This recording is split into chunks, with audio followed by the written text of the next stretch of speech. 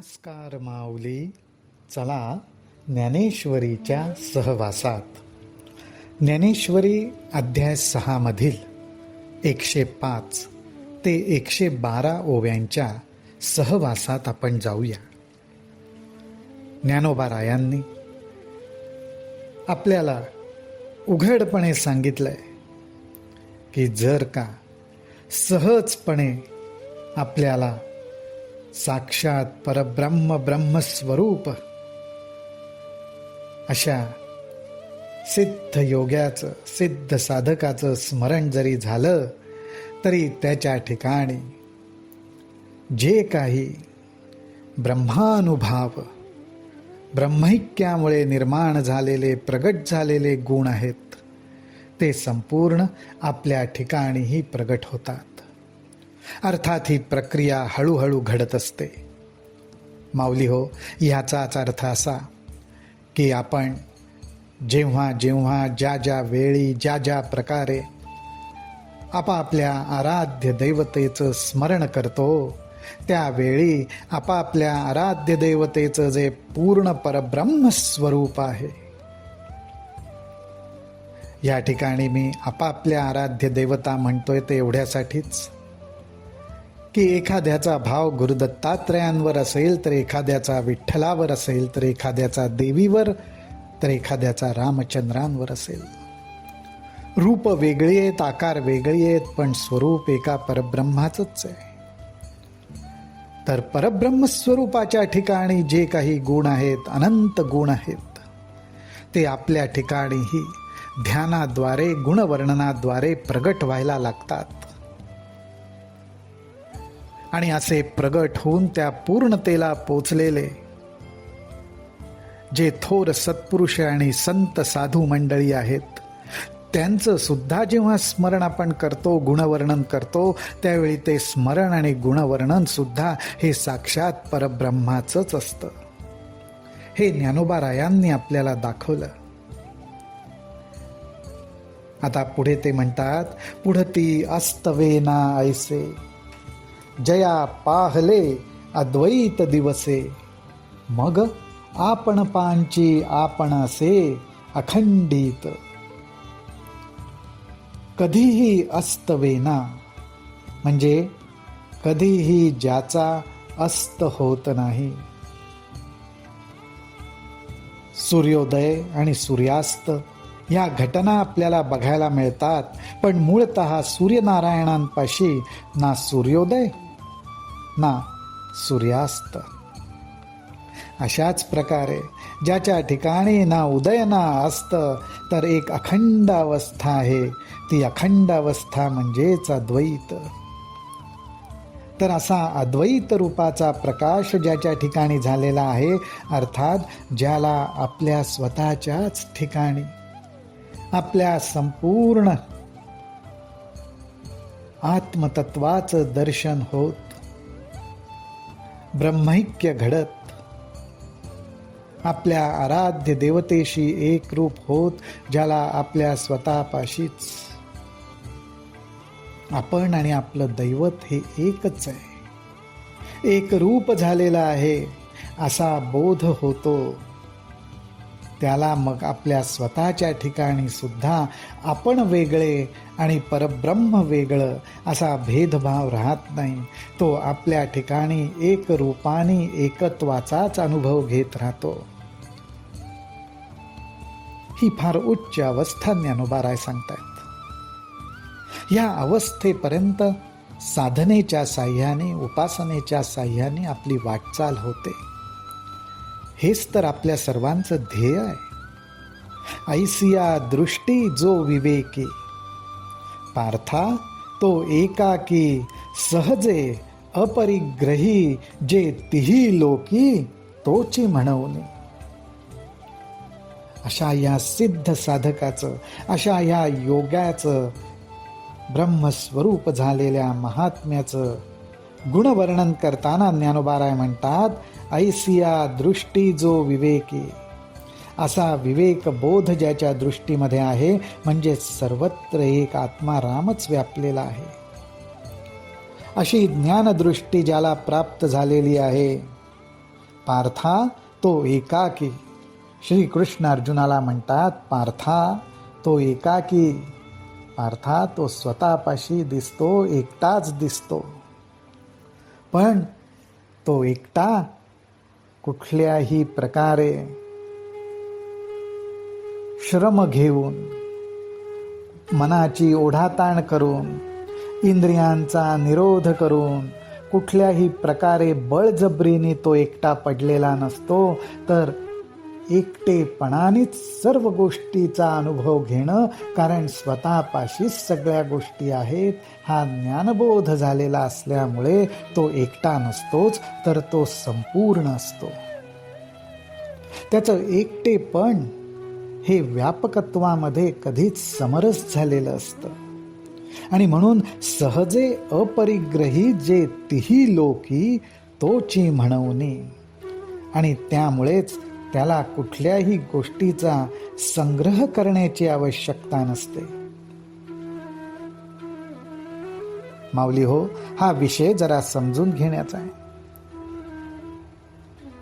आपल्या आयुष्यामध्ये आपण अनेक गोष्टींचा संग्रह करतो, वस्तूंचा करतो, विषयांचा करतो, व्यक्तींचा करतो.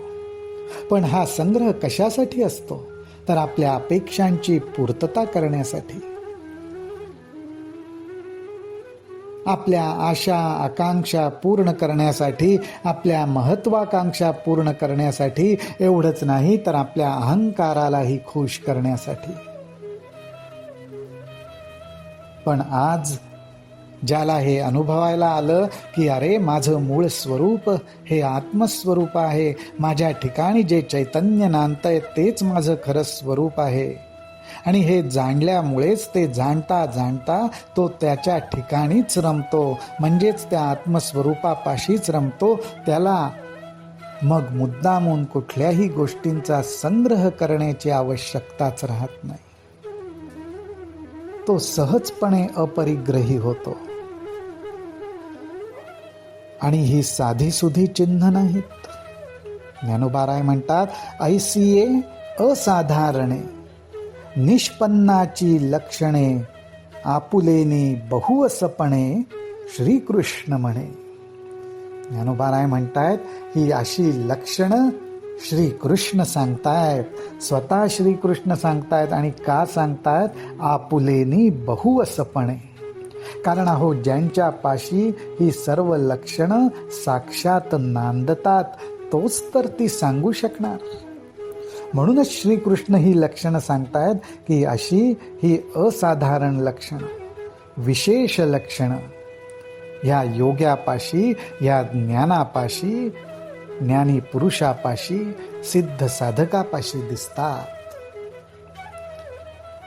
हे भगवंत सांगतायत. कोणाला? पार्थाला सांगतायत, अर्जुनाला सांगतायत. हे सांगणारे साक्षात श्रीकृष्ण.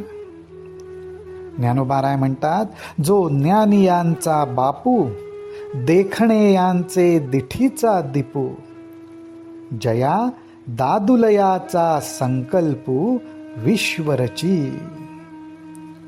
अहो असं हे ज्ञान सांगणारा जो श्रीकृष्ण आहे, तो श्रीकृष्ण सर्व ज्ञानांचा, जे काही ज्ञानी पुरुष आहेत त्या सर्व ज्ञानियांचा तो गुरु आहे, गुरुस्थानी आहे.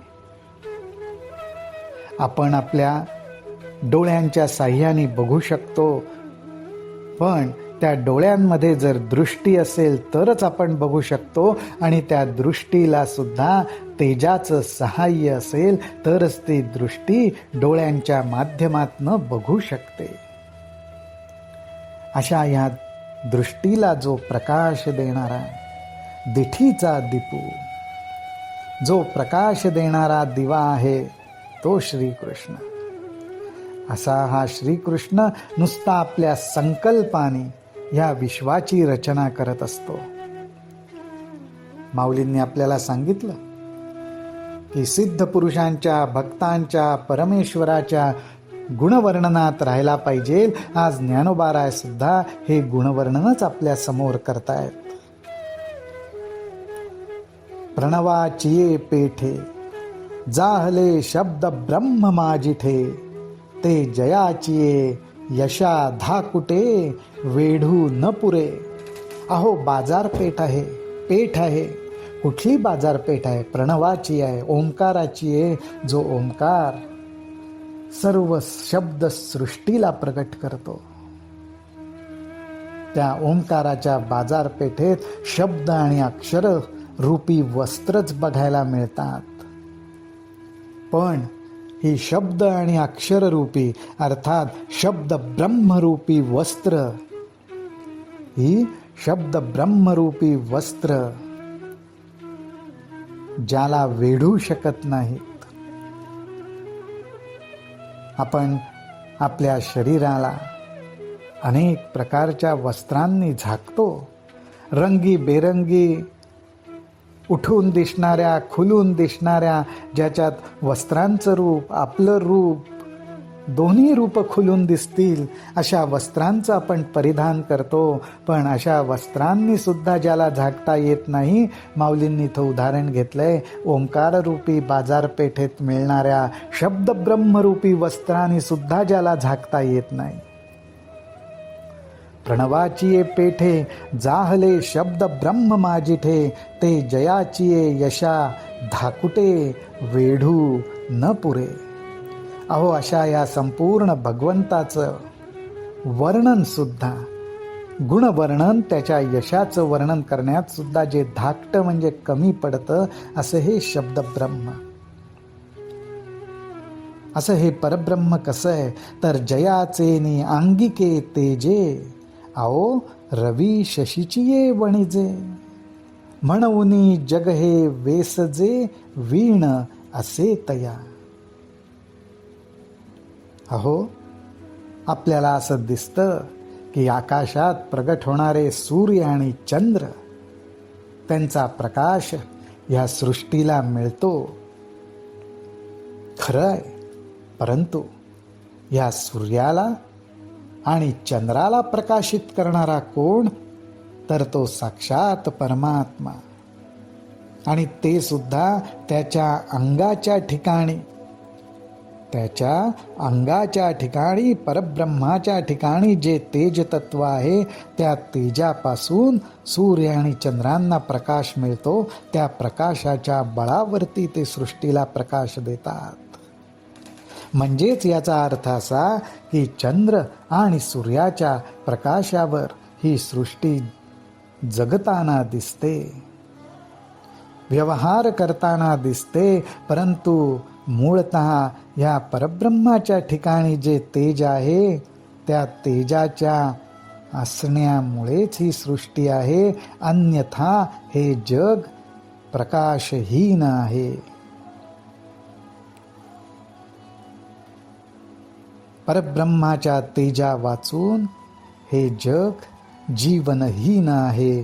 म्हणून जग हे वेसजे वीण असे तया. असं हे गुणवर्णन परब्रह्माचं ज्ञानोबा करतायत. आता या परब्रह्माच्या नावाबद्दल सांगतात. हागा नावची एक जयाचे, हागा नावची एक जयाचे पाहता गगनही दिसे टांचे गुण एकैक काय तयाचे आकळीशील तू. अहो अशा ह्या परब्रह्माचं एक नाम, त्या नामाचा जरी विचार केला तर हे आकाश सुद्धा ठेंगणं वाटतं हो. असं ते नाम व्यापक आहे. गगनाहुनी वाढ नाम आहे.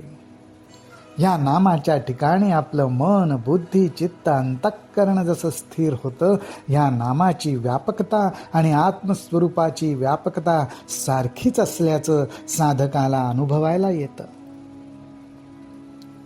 तर ज्याचं असं एक नाम एवढं व्यापक असेल तर त्याच्या गुणवर्णनाबद्दल काय बोलावं आणि त्याला शब्दांच्या साह्याने गुणवर्णनात पकडणं, समजून घेणं शक्य आहे का? अहो त्याच्या गुणांचा पारही आपल्याला लागणार नाही असा हा अनंत आहे. पण माऊली हो, अर्थात जेव्हा आपण या परब्रह्माचं नाम आणि गुणवर्णन करत जातो, त्याबरोबर ह्या जीवाच्या ठिकाणी असलेले गुण नाहीसे व्हायला लागतात आणि त्याला पूर्णत्व प्राप्त व्हायला लागतं. म्हणून नाम आणि गुणांचं वर्णन करणं हे आवश्यक आहे आणि हे भक्तीमध्ये भरपूर घडतं. म्हणून असो हे वानणे, सांगो नेणो कवणाची लक्षणे, दावावी मिशे येणे का बोलिला ते. ज्ञानोबाराय म्हणतायत, म्हणून असो हे वानणे, हे बोलणं असू दे, हे गौरवाचं बोलणं असू दे, साक्षात परब्रह्माची उपासना करून साक्षात परब्रह्म झालेल्या संतांचं, महात्मांचं, सिद्ध साधकांचं कोणाचं गुणवर्णन मी करू. सांगो नेणो कवणाची लक्षणे, कोणाची लक्षणं सांगू, कोणाची चिन्ह आणि खुणा सांगू. अहो, ज्यांच्यात एकत्वच घडलंय ह्याचं कौतुक करावं तर दुसऱ्याचं कौतुक केल्यासारखंच आहे. संतांचं कौतुक करावं तर परमेश्वराचं कौतुक केल्यासारखं आहे. परमेश्वराचं करावं तर त्याच्या भक्तांचंच केल्यासारखं आहे. पण ज्या काही प्रेमापोटी इच्छेने आम्ही हे जे कौतुक करतोय, ज्ञानोबाराय म्हणतात, आम्ही हे कौतुक कोणाचं करतोय हे सांगणं अवघड होतं. हे आम्ही सांगू शकत नाही.